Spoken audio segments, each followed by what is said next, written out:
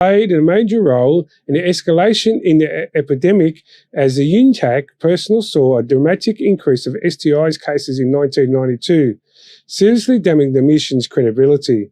HIV/AIDS cases were first reported in Cambodia in 1991.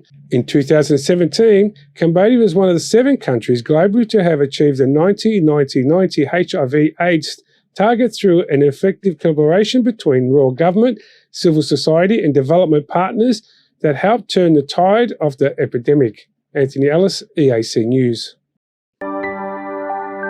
You're watching EAC News. Thank you for joining us. Prime Minister Hun Sen said that citizens only need to look at the threats to power in Vietnam and Russia to see that Cambodia needs to strengthen its policies against illegal political activities.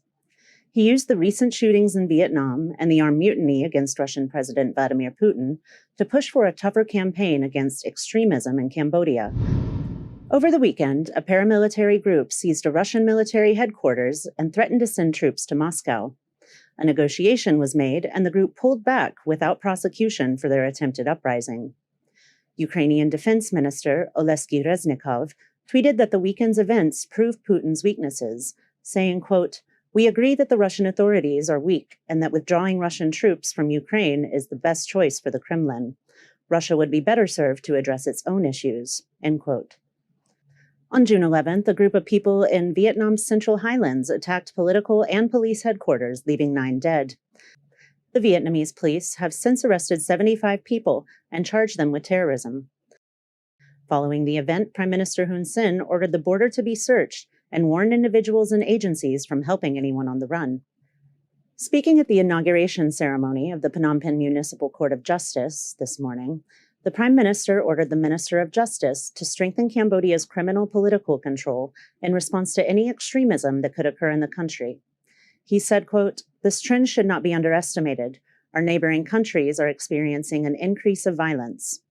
Russia has had an insurgent force, which is an issue that should be explored in the region," end quote.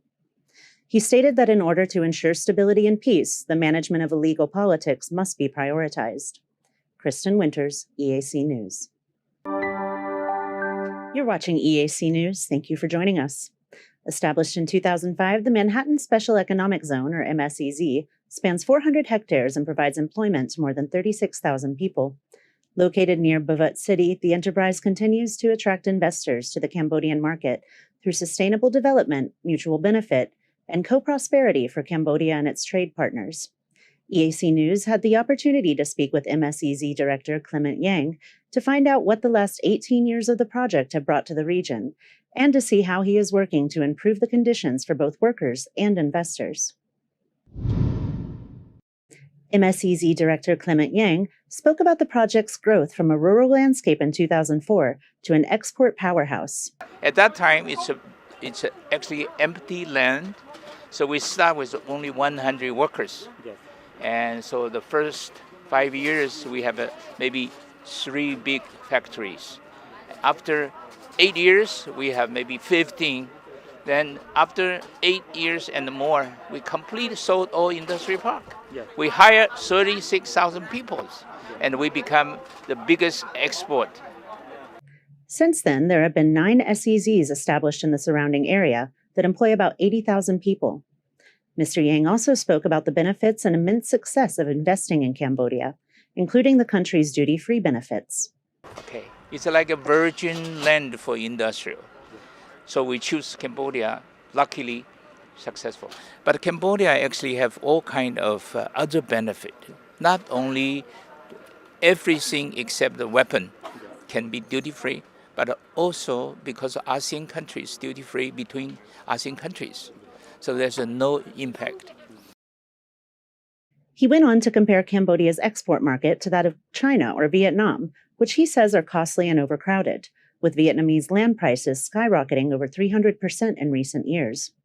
He stressed that with good training, the Cambodian workforce can be even more efficient than those of its neighboring countries.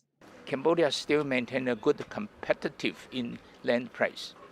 And also Cambodian people are more obedient and work hard. Prime Minister Hun Sen has called for support for more IT and skilled labor training in recent months, hoping to create opportunities for young Cambodians entering the workforce.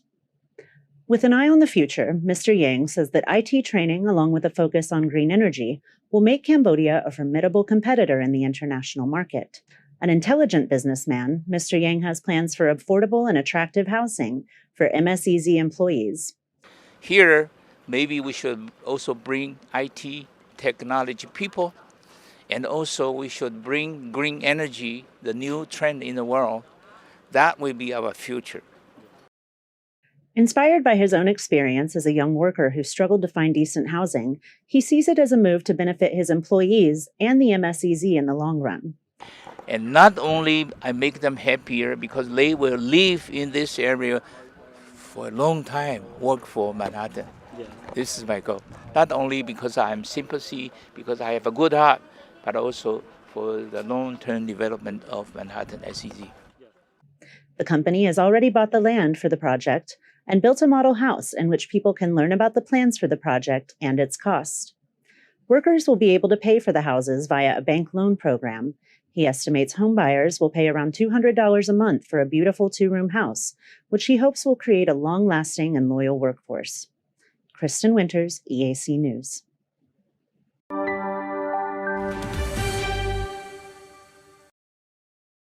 You're watching EAC News. Thank you for joining us.